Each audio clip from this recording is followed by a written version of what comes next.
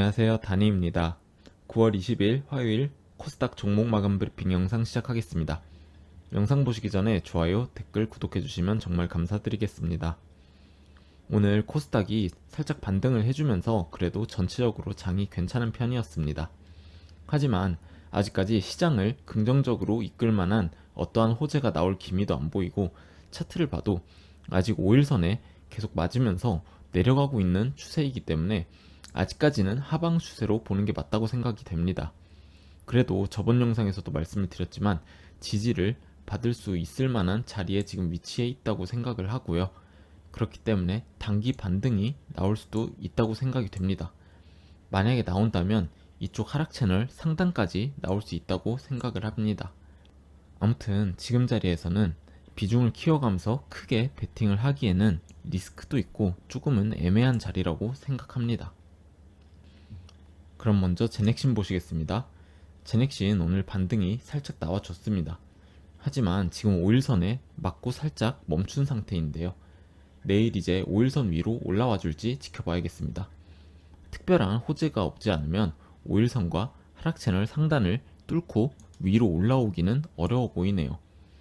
제넥신이 오늘 제넨바이오의 지분을 가지고 있어서 어느 정도 영향을 받고 상승을 하지 않았나 싶습니다.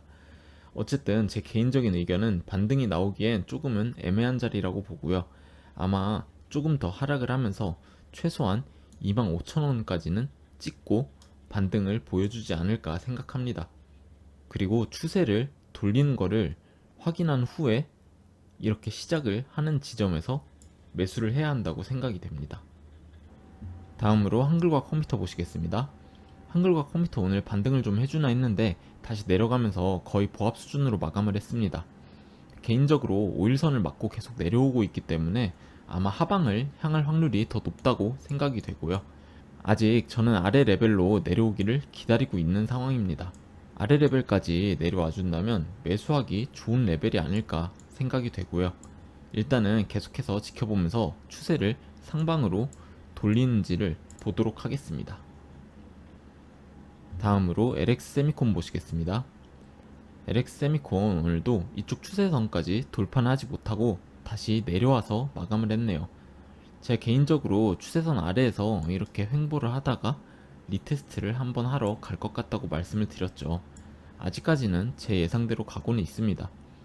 아마 이쪽에서 지속적으로 돌파를 하려는 트라이를 계속 하다가 실패를 하고 한번 하락을 크게 만들어내지 않을까 생각합니다. 개인적으로 만약에 제 생각대로 하락이 나온다면 마지막 하락일 가능성이 있다고 생각을 하기 때문에 계속 지켜보다가 리테스트를 내려오면 한 번에 비중을 실어서 들어가 보려 합니다. 다음으로 대명에너지 보시겠습니다.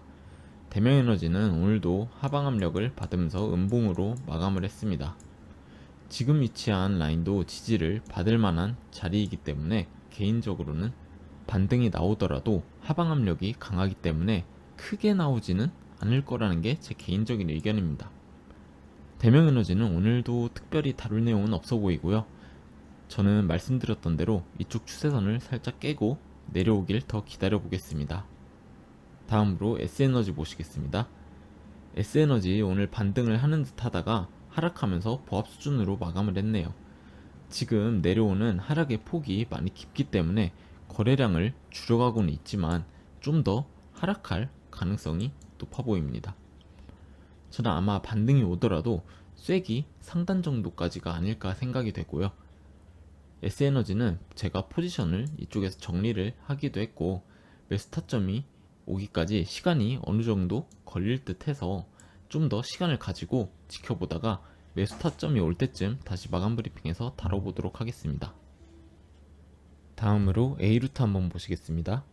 A루트는 오늘도 특별히 다룰 내용은 없어 보입니다.